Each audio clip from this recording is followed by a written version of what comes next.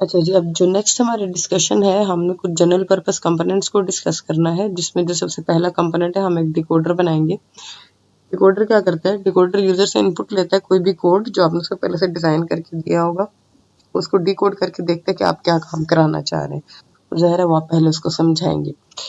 तो अब यहाँ पे फॉर इंस्टेंस आपको समझाने के लिए, जैसे प्रोग्रामिंग के अंदर स्विच स्टेटमेंट होती है, स्विच स्टेटमेंट में केसेस होते हैं, आप जिस केस को सेलेक्ट करते हैं वही वाला केस आपके पास एग्जीक्यूट होता है और आपको उसके आउटपुट मिलते हैं। तो फॉर इंस्टेंस आपके पास ये 4 केसेस हैं, 00, 01, 10, 11, आपने इनको नाम दे दिए। तो यहाँ पे आप जिस भी केस नंबर को सिलेक्ट करेंगे उसकी आउटपुट आपको एग्जीक्यूट होके मिल जाएगी। तो जैसे आप फॉर इंस्टेंस यहाँ पे 00 देते हैं तो इसकी केस, इसके ऊपर जो भी चीज़ है वो एग्जीक्यूट हो जाएगी।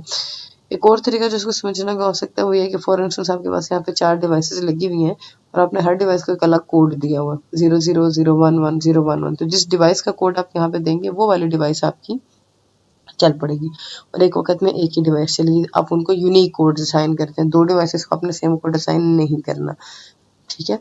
ओके, तो अगर आप करना भी चाहें तो आप कर सकते हैं, वो फिर आपका अपना होगा, वो एक स्टैंडर्ड डिकोडर नहीं होगा जो डिकोडर का काम होता है।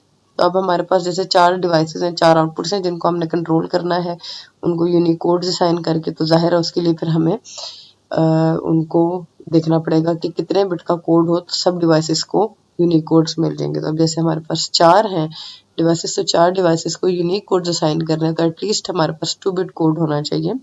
2 बिट कोड में हमारे पास 4 पॉसिबिलिटीज होती हैं, 2 की पावर 2। इसी तरह अगर फॉर इंस्टेंस मेरे पास 8 डिवाइसेस होती हैं तो फिर 2 की पावर 3 8 होता है। इसका मतलब मुझे 3 बिट कोड चाहिए ताकि हर डिवाइस को यूनिक कोड मिले। मेरे पास 16 डिवाइसेस होती तो फिर 2 की पावर 4 16 होती है, यानी मुझे 4 बिट कोड बनाऊं अगर मैं, तो फिर सारी डिवाइसेस को यूनिक कोड्स मिल जाएंगे। तो यहाँ पे मेरे पास 4 डिवाइसेस हैं तो उनके लिए 2 बिट का कोड काफ़ी है। तो 2 इनपुट्स आ गई और 4 आउटपुट्स आ गई।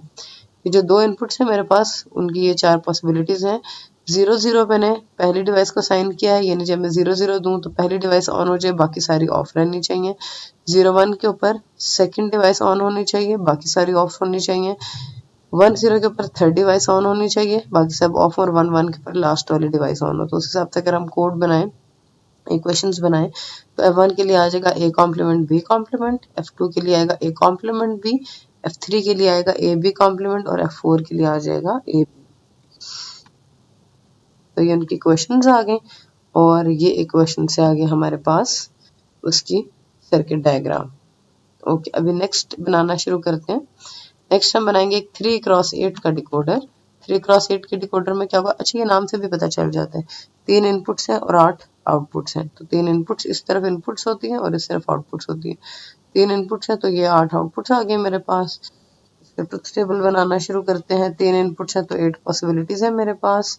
000 के ऊपर पहली डिवाइस ऑन, 001 के ऊपर सेकंड, इसी तरह 010 के ऊपर थर्ड, 011 पे 4, 100 पे 5, 101 पे 6, 110 पे 7 और 111 के ऊपर 8। फिर इन चारों के लिए हमने आउटपुट्स की इक्वेशंस बना ली। जैसे F1 यहाँ पे 1 है तो A complement B complement C, F2 के लिए A complement B complement C, F3 के लिए A complement B C complement, F4 के लिए A complement B C, F5 के लिए A B complement C complement, F6 के लिए A B complement C, F7 के लिए A B C कॉम्प्लीमेंट, और F8 के लिए A B C। तो ये वो सारे क्वेश्चन आ गए। इनको एंड के ऊपर आपस में और ना कीजिएगा, ये 8 अलग अलग आउटपुट है, और करेंगे तो एक ही आउटपुट मिलेगी। और ये आगे इसकी सर्किट डायग्राम हमारे पास। ओके, अब आ जाते हैं इसके ऑपोजिट की तरफ, इनकोडर की तरफ। डिकोडर का काम होता है कि आप उसको जो कोड देते हैं वो उसको डिकोड करके डिवाइस को ऑन करवा देता है। इनकोडर इसका रेसिप्रोकल है, यहाँ पे इनपुट्स जो है वो आउटपुट्स बन जाते हैं और जो आउटपुट्स हैं वो इनपुट्स बन जाती हैं। तो आप बेसिकली यहाँ पे कोड्स बना रहे होते हैं। अब वो किस तरह से बनाते हैं, मैं कहती हूँ कि मुझे 4 डिवाइसेस के लिए यूनिक कोड्स बना के दे दो। अब यहाँ पे वो डिवाइसेस नहीं लगी हुई, यहाँ पे सिर्फ इन्फॉर्मेशन है कि मुझे 4 यूनिक कोड्स चाहिए। तो कितने बिट का कोड हो तो हर डिवाइस को यूनिक कोड मिलेगा, 2 बिट का कोड हो तो इसके 2 आउटपुट्स आ गए, आउटपुट्स के ऊपर कोड्स असाइन होंगे। ओके, अब जाहिर सी बात है एक वक्त में हमने एक डिवाइस को कोड असाइन करना है तो एक वक्त में एक ही इनपुट हमारी 1 होगी, बाकी सारी 0 होंगी। अगर एक वक्त में मैं 2 इकट्ठी 1s कर देती हूँ तो फिर उन दोनों को वो सेम कोड असाइन हो जाएगा, जो कि हम नहीं करना चाहते। इस चीज़ को ध्यान में रखना। ओके, तो अब फिर जैसे फॉर इंस्टेंस सबसे पहले ये मेरे पास मैंने अब ज़रा 4 इनपुट्स हैं तो 16 वैल्यूज़ वाला बनता है, लेकिन यहाँ पे सिर्फ 4 पॉसिबिलिटीज़ आई हैं। वो किस वजह से कि एक वक्त में हमने एक ही इनपुट को ऑन कराना है, बाकी सबको ऑफ करना है, ताकि जो कोड बने वो सिर्फ उसी के लिए बने, किसी और के लिए ना बने। तो उस हिसाब से सिर्फ 4 पॉसिबिलिटीज़ रह जाती हैं हमारे पास। जब ये 1 है और बाकी सारे ज़ीरोज़ हैं, इसको हमने 0 0 कोड असाइन कर दिया।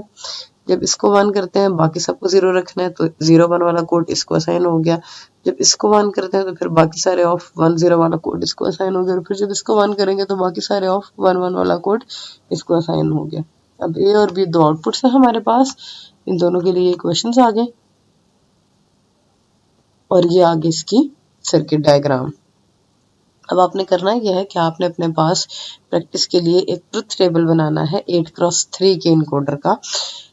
उससे क्या होगा, आप सारे के सारे सर्किट को ना बनाएं। मैं सर्किट बनाने का आपको किस वजह से नहीं कह रही कि जब आप सर्किट पूरा का पूरा बनाएंगे तो उससे 8 इनपुट्स आ जाएंगी और 3 आपके पास आउटपुट्स आ जाएंगी। तो जाहिर सी बात है, जो 3 आपके पास आउटपुट्स हैं उनको जब आपने सॉल्व करना है, उनकी इक्वेशन बनानी है, तो उसके लिए फिर आपको चाहिए होगा 8 इनपुट्स वाला के मैप, जबकि हमने 4 इनपुट्स 5 इनपुट्स तक डिस्कस किया है।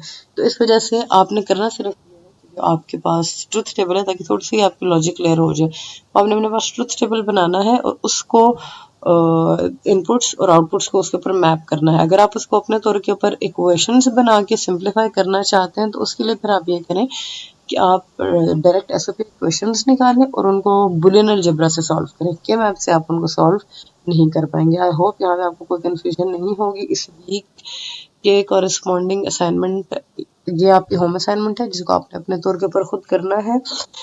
नेक्स्ट वीक की इंशाल्लाह आपको असाइनमेंट दी जाएगी, जिस असाइनमेंट को आपने सॉल्व करना होगा। स्टिल अगर आपको कोई कंफ्यूजन होती हैं तो प्लीज़ लेट मी नो।